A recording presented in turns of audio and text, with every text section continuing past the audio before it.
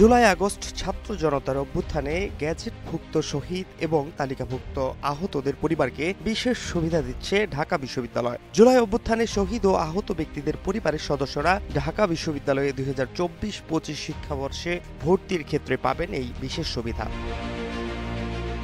২৬ মে এক সংবাদ বিজ্ঞপ্তিতে ঢাকা বিশ্ববিদ্যালয় জনসংযোগ দপ্তর থেকে এই তথ্য জানানো হয়েছে।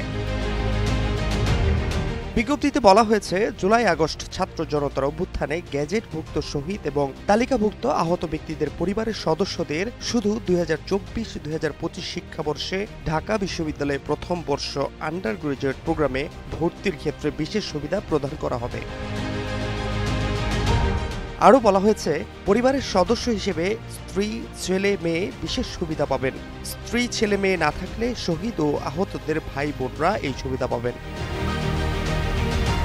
তবে আহত ও শহীদ পরিবারের সদস্যরা ঠিক কী ধরনের সুবিধা গ্রহণ করতে পারবেন বা তাদের জন্য আলাদা কোটা রাখা হবে কিনা সে বিষয়ে কিছু জানায়নি বিশ্ববিদ্যালয় প্রশাসন।